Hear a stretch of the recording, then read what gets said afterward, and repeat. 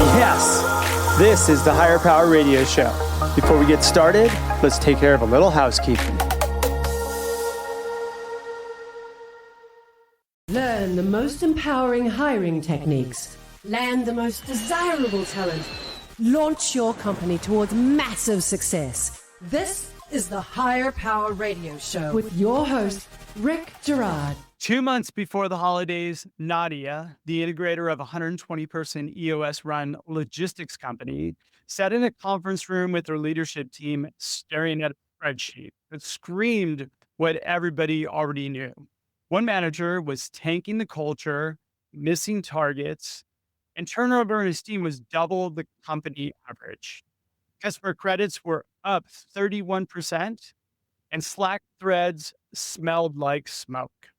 Now, Nadia did what most nice leaders would do. She delayed. And when she finally pulled the trigger, the manager replied with one simple, 7-letter phrase that actually turned her stomach, which was, "I've spoken to an attorney about retaliation." Only then did she realize the landmines he'd filed in workers' comp claim 2 weeks earlier, taken intermittent leave to care for a parent, and emailed HR a month or so ago before about overtime concerns. No performance file, no documented coaching, no consistent treatment across peers, just vibes and frustration.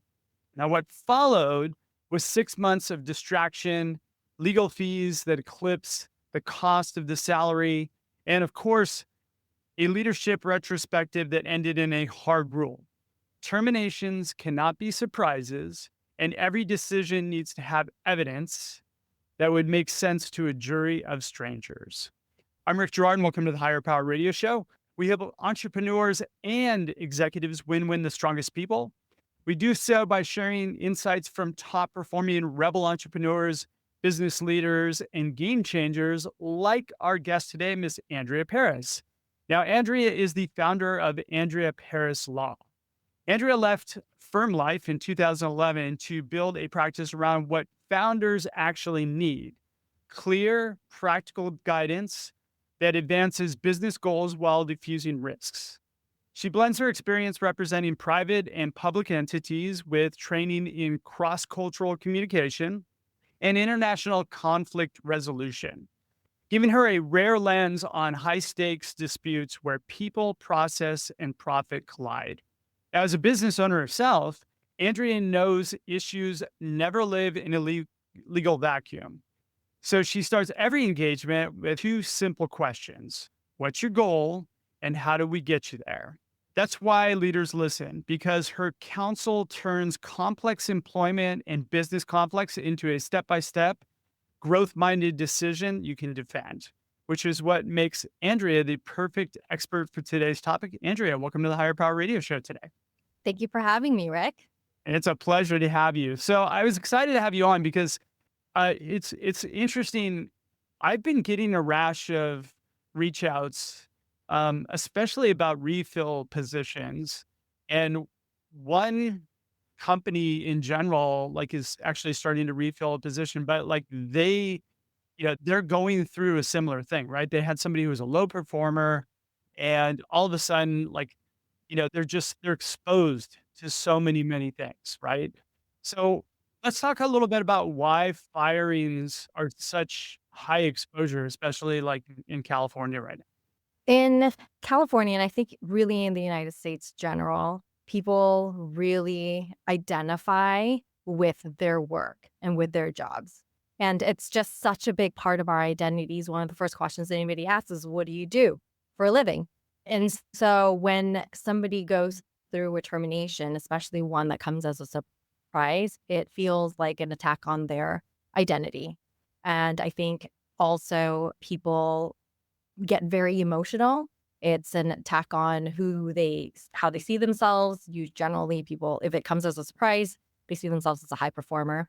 And on the employer side, it's extremely expensive. Just defending a lawsuit is expensive. The risk, the exposure you have on the back end is extremely expensive because in California, even if you owe an employee $500, you will not only have to pay your own attorney's fees, but you have to pay the employee's attorney's fees. And those attorney's fees can be in the tens of thousands of dollars. Discrimination cases are usually in the hundreds of thousands of dollars. And it is a distraction from the business owner focusing on the business, because having to pull documents, having to talk to the attorney, it is all a cost on the business itself. That is okay. So, how do we get ourselves into this trouble? There's lots of ways that you can get yourself in trouble. What's the biggest way, though, that you've seen? What I see is not coaching, like two things. One is how an employee has been treated during the course of the employment, not coaching, not having documentation, not having clear processes, and the termination coming as a surprise. The second thing is when terminating employees, an employer just goes, well, we have the legitimate reason the person's not performing, and they think that that's enough. And even though California is an at-will state and you can terminate for any reason or for no reason at all, in 2024, law was passed in California that creates a presumption that a termination is wrongful if an employee engaged in any protected activity over the past 90 days. And so there's this 90-day look-back period that most employers are not aware of. And so having to look at the employment relationship as a whole, and especially in the last 90 days, is extremely important. Okay, so what if they've only worked for you for 90 days? Still relevant. Still relevant. Okay. But okay, so then what if they've worked for you for 45 days? So you don't have a history of 90 days. If anything's happened in that window, can you get rid of somebody? Same thing. So before this, 90-day number was put on it, there was a presumption that a termination is wrongful if closed in time, or retaliatory if at some point close in time to somebody exercising a right.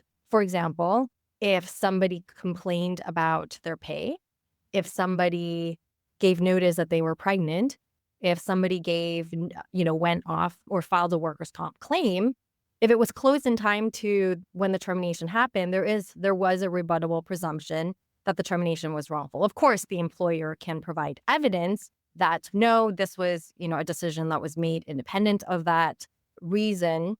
But now the law has just put this 90-day number on it because it used to be kind of an unclear, what is close in time.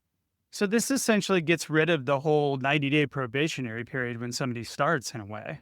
No, as long as somebody did not engage in a protected activity in that period of time, then that doesn't apply. But as a matter of practice, employers should look back and just ask the questions. Did the employee engage in protected activity? And we can definitely discuss what those things might look like in the last 90 days. So complaints about pay. So that seems like that might be a common one, right? So they accepted an offer, they started working, and they realized, well, gosh, I should have asked for more money. Or maybe they learned somebody else was being paid more. Let's just, if that hypothetically happened, and then they went to their boss and said, hey, I'm complaining about my pay, I need to be paid more. It does start the time clock, essentially? It depends. And that is the answer. That's the very typical lawyer answer. And I actually should have said my disclaimer at the beginning. I am an attorney, but I'm not your attorney. So take this as just for educational purposes and merely for discussion purposes. The complaint in pay, it depends on what the complaint is. If the complaint is just, hey, you know what? I'm not being paid enough. That may not trigger the 90-day period.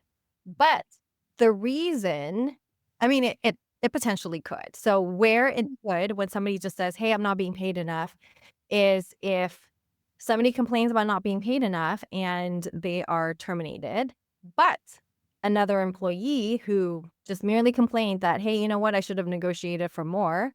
If that other employee was of a different gender is, for example, under 40 years old, but this other person who was terminated was over 40 years old and therefore protected under the Age Discrimination Act, then the terminated employee could argue that, hey, I was treated differently because of my membership in a protected class. So that's a category, right, of a complaint that just merely a complaint. If the complaint was, I am not paid as much as another employee who does the same job I do, and I believe that it's a complaint about pay equality based on my gender, for example, that would be protected activity because you're triggering a complaint related to a protected class. If the complaint is, hey, I've been working off the clock and you are not paying me for the time that I worked off the clock, or you are not paying my overtime correctly, or you failed to pay my sick days, any of those pay complaints would also be protected in that 90-day look back period. Got it. All right. That's a good stipulation. And I'm sure it's case by case, right? So it's not like it's going to be consistent across anyone. And I would imagine as an attorney, you would probably say err on the side of caution. Always. Side of caution. All right, you're listening to the Higher Power Radio Show. I'm your host, Rick Gerard. For our podcast listeners, we're going to take a quick educational moment from our sponsors. What happens when employees behave badly? Boy, we could do an entire TV show, maybe a Netflix special on that. Well, Ryan and I sat down and recorded episodes for FAMA, and we asked practitioners, give us your most outrageous story. The sales leader that brings cocaine to work, whatever. Just bring us the outrageous, and it is funny. So if you need a laugh, which we all do from time to time, search for Workplace Misconduct wherever you get your podcasts, and you'll find it. And trust me, you will laugh and cry, but you'll definitely laugh. All right. Thank you. All right, I'm digging in deeper with our guest, Andrea Paris. Andrea is an employment attorney. She's a damn good one, by the way, and she's the founder of Andrea Paris Law. So we're talking a little bit about the 90-day termination window, and essentially, what you need to be aware of as a business owner so that you don't get yourself into trouble or you don't get yourself sued. So, all right, let's talk a little about what we need to do to solve this problem. Or what me as an entrepreneur, as I'm hiring people, like, what do I need to put in place to protect myself? Like, what steps do I need to take to not get myself into trouble, especially since I get myself into trouble a lot? Don't say that, Rick. I'm totally kidding, by the way. The no surprise termination policy it's a wonderful way to put it. And whenever I give presentations or I strategize or consult with my clients, I always say, don't let the termination be a surprise. And it's because I get calls from employees all the time. And the number one reason that anybody goes looking for an attorney, and if an employee goes, you want the employee not to go looking for an attorney to begin with, because somebody will take the case. And even if it's not a strong case, having to deal with it will be very expensive for you. And what drives an employee to look for an attorney is when the termination comes as a surprise. I hear it all the time. I was never given any warnings. I was never disciplined. I did not receive any write-ups. And all of a sudden, I was just terminated.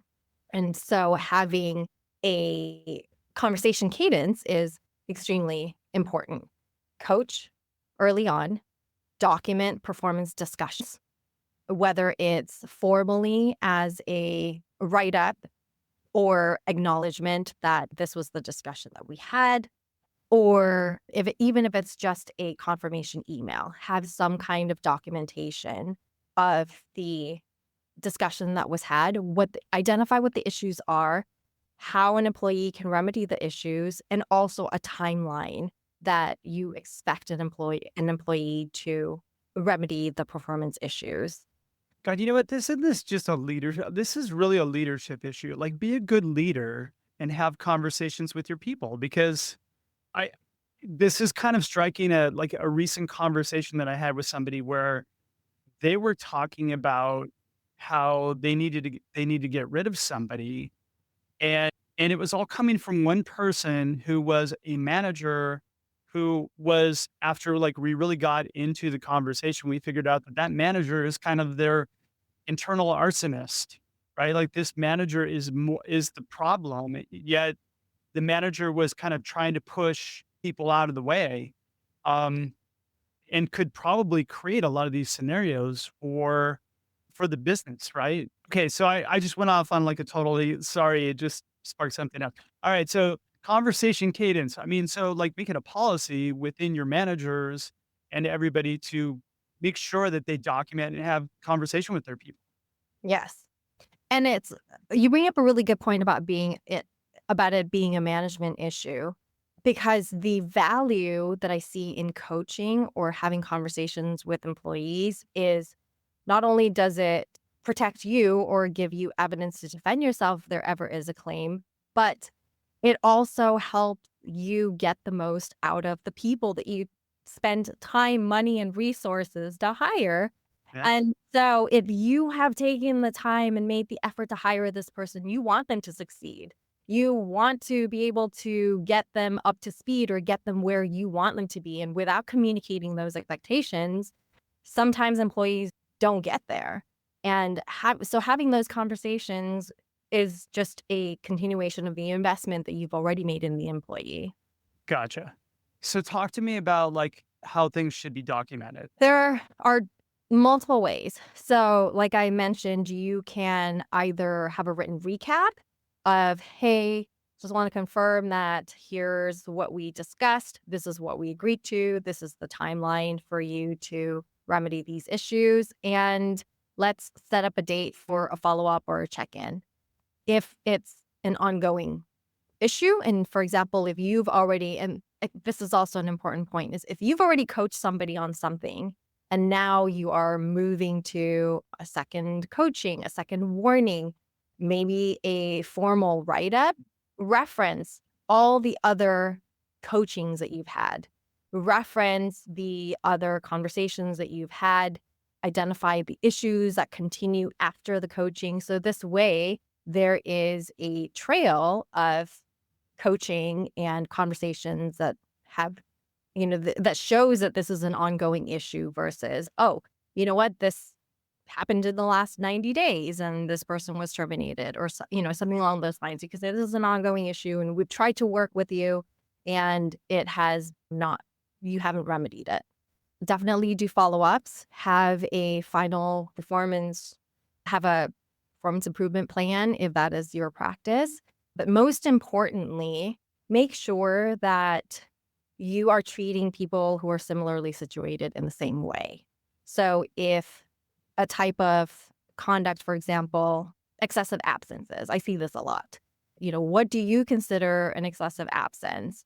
And if it's somebody's 5 minutes late consistently every day in the week, if you have one employee who does that consistently and does not get any coaching, does not get any write-ups, yet another employee is getting coached and getting written up, then that employee could potentially have a claim that, hey, you know what, I am being treated differently and it's because of whatever protected class that they can come up with. So you just don't want to give people the excuse. Look, everybody needs to be treated the same way, same policy for everybody. If it's your cousin who works for the business, you still got to write him up and have conversation, and there's no favoritism. Yes. And that's, again, just a lot of this is just good management.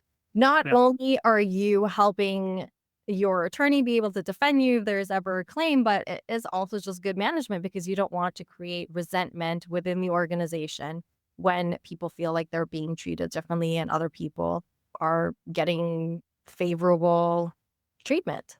Yeah. All right. So talk to me about this 90-day look back audit. Like before they terminate, like what should they go through? Is there like checklist maybe or something that people should be aware of? You can create your own checklist. I have a checklist. If anybody wants a copy of my checklist, I am happy to share it. So just, reach out to me. I'd be happy to share that. What generally it's looking back in the last 90 days, have they made any claims, whether it's a workers' compensation claim. Did they file a PAGA claim with the LWDA in California? This PAGA. PAGA is it's short for the Private Attorney General Act, and it allows employees to enforce employment law violations in the shoes of the state. So they can seek penalties on behalf of themselves and other employees. It's like a class action light, but for penalties. And so like if they file something like that, are you notified right away?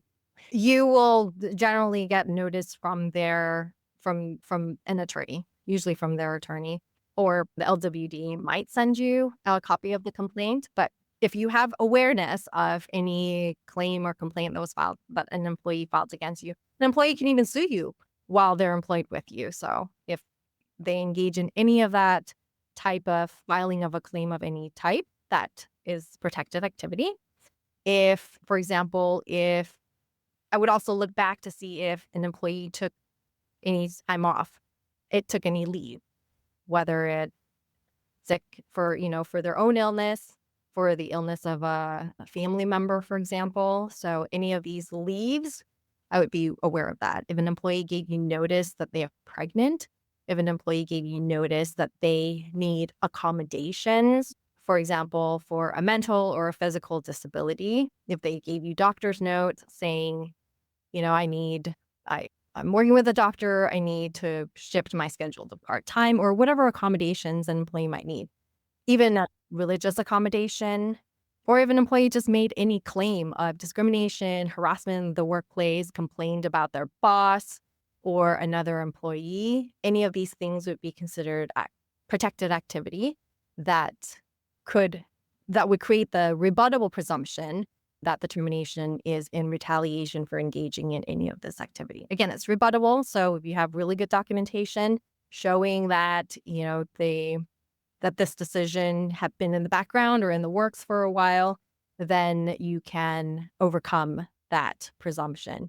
And again, I would say, sure, the law says it's a 90-day look back, but if this happened on day, 91 days ago, I would still be careful. Just if there was anything that happened close in time to the termination, just make sure that you have your ducks in a row before you terminate that employee.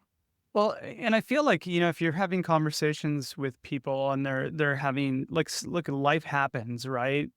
I would imagine that, let's say you have somebody in the case of the story that I told in the very beginning, right? They had to get rid of one of their managers.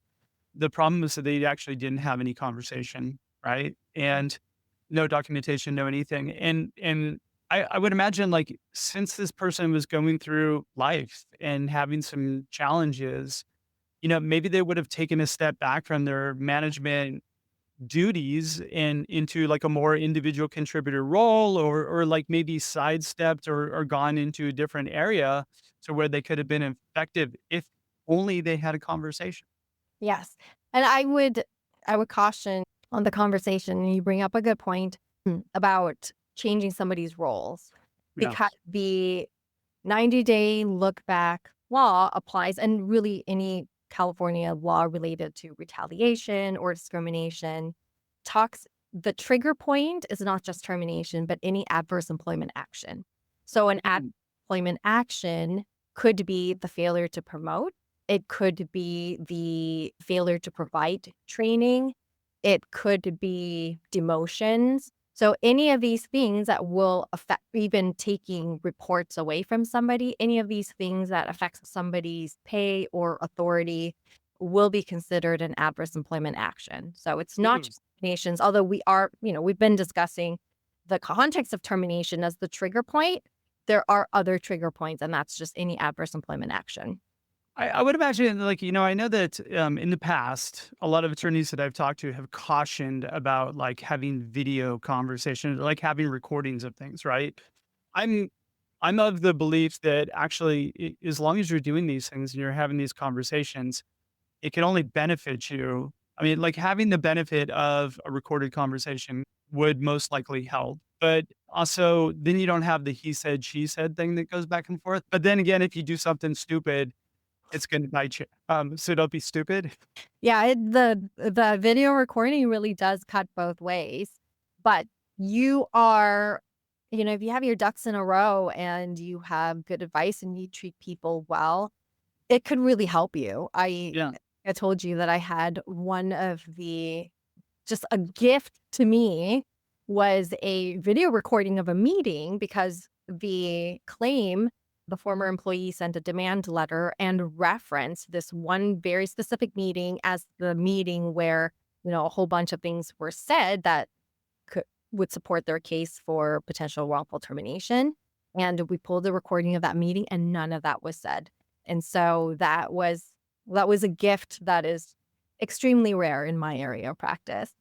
See, but that, it does avoid the he said, she said thing. And, look at it. You're always going to err on the side of the employee. Because, look, I don't think anybody wants to terminate people. And I think that they all want to have people be great employees. But again, breakups are never fun. And right. So on the day of termination, like, what do you do? And what shouldn't you do? Number one rule is treat people with respect. I always think back to, I think Malcolm Gladwell wrote in Blink about how people don't sue, the doctors that have good bedside manner are rarely the ones that get sued. And it's the ones that have bad bedside manner who get sued. And I see that in my practice all the time. And when people feel like they're not being treated with respect. So have more than one person in the room when you are terminating someone. That's my advice. Have somebody sit there and take notes. Treat the person with respect. Again, make sure that it was not a surprise that the person is being terminated. If there were policy violations, I would, reference the policies that were violated and make sure that you have all the things ready. In California, you have to have, various notices that you give to employees, and then also make sure that their final paycheck is available upon termination. So make sure that all those documents are available for the employee at the time of the termination. What shouldn't you do? Don't let it come as a surprise. And this might be counterintuitive because the company is thinking, well, we will escort the employee out and make sure they don't steal anything.